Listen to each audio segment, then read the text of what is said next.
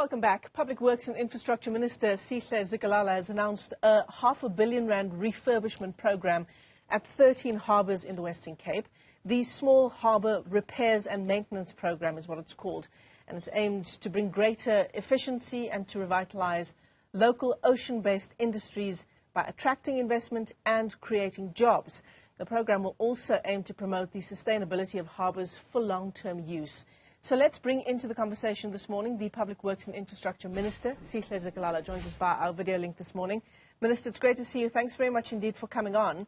I want to start off on the positives. The aim of this injection is that this is a good news story.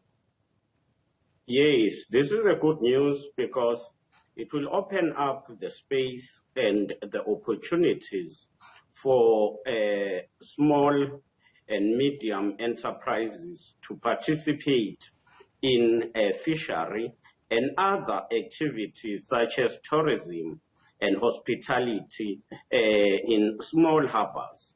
These are communities who are in rural areas. If you will see, the town of Saldanha Bay is not that developed. Hot Bay, it is better, but it's not that developed. So mostly it caters for poor areas. Whilst there are established big companies that in some areas are operating, which this development will help them to grow, but this opens a space for small businesses to enter into the ocean economy. Mm-hmm. There's significant funds. I'm glad you brought up the issue of Saldanha Bay and Hout Bay, because there's significant funds that have already been invested in those smaller harbours, right? Are you seeing the kinds of fruits of those investments? I would say the investment, there is a value for money. But the question now is, when you have installed or upgraded your infrastructure, we must then be able to ensure that it is properly sustained or maintained. Two, it is also of great use. What is lacking is to ensure that all of those facilities are properly occupied by tenants who are going to operate.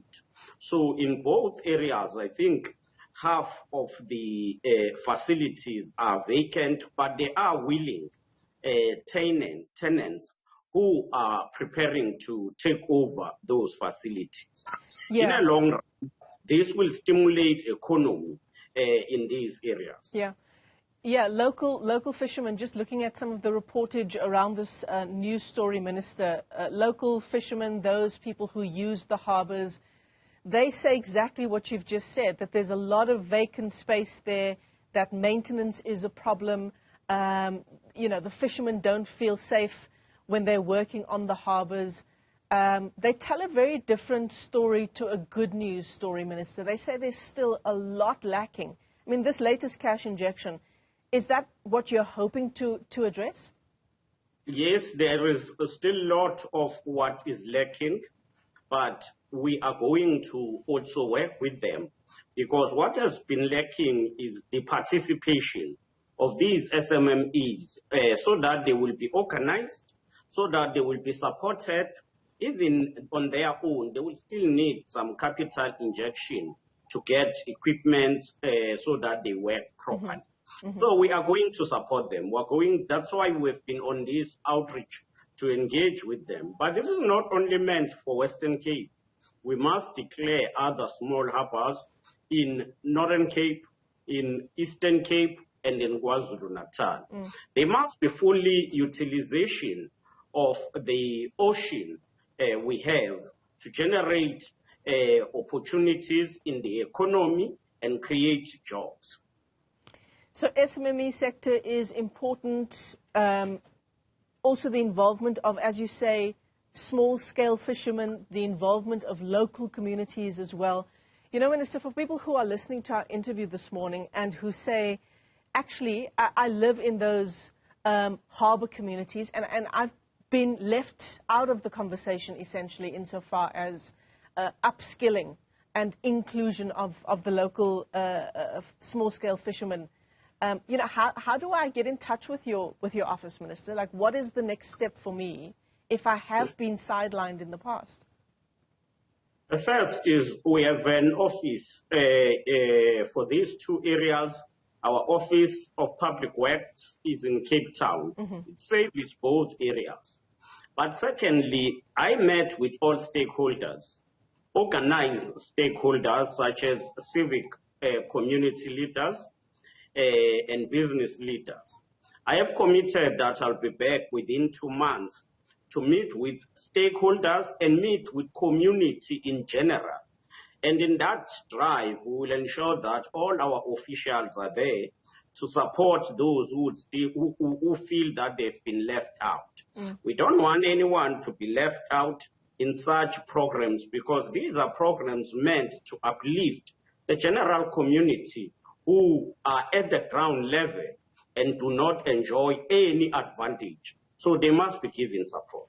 Yeah, the communities of Hangberg and Imzamietu, they come to mind as those communities that have perhaps been previously sidelined and have not benefited from the ocean economy, which is part of the aim of what you're trying to do here.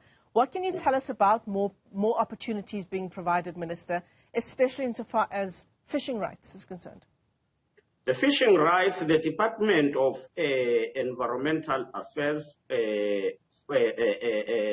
Forestry and Fishery is working on ensuring that we extend the process of application and people getting fishing rights, because that is quite important. So this program is integrated. There are officials from the Department of Environmental Affairs who are working with us in this team that seek to help in terms of ensuring that people get fishing rights. We are not going to only allow those who are well established. We are going to support these fishermen to enter into this space. It includes also that we will be going also in partnership with the departments like the Department of Small Business Development, and ensure that there is partnership that would see people having fishing rights, but being supported by necessary equipment so that they will participate in this. So that's the one issue, Minister, the involvement in the ocean economy, you know, the opening up of the ocean economy, the maintenance of our harbours and so on. But then there are other issues as well, human trafficking and poaching. You know, how far does this cash injection go to perhaps upskilling and you know, doing more work to try and bring those kinds of issues under control? We are taking those issues on board, and that's why we will be working with local municipalities and the relevant departments within the security cluster to ensure that those issues are taken serious and prevented. We are not going to open small harbours for any immigration purposes. No, that's not the purpose. The purpose is to ensure that we use them at the domestic level for people to ensure that they enter into fishery, they enter into tourism and other opportunities that are there. That's why we are partnering with these relevant departments. So nobody will come and dock just from foreign countries. Local will be able also to benefit in terms of small ships repair, and that's what we are doing. Even in Saldanha, you can go there and see that the local companies are able to repair their ships there. It sounds like 500 million rand is just the start of the kind of investment that's needed in the sector. It is the start, focusing on the 12 harbours that are in Western Cape. We are working already in partnership with other countries, especially in the context of the BRICS. We are working with the Chinese embassy to conduct the feasibility study for the 3 provinces and to start the construction of these small harbours, as I have said, in Northern Cape, Eastern Cape, and in KwaZulu-Natal.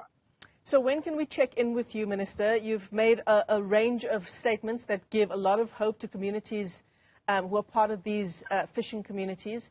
2 months and we'll check back in with you? In 3 months, you can check with us in terms of integrating the communities that are not yet benefiting in Western Cape. And then we'll also be able to give progress as to when is the feasibility study going to be completed in the 3 provinces that I've mentioned. Public Works Minister Sihle Zikalala. Sir, let me thank you for your time this morning.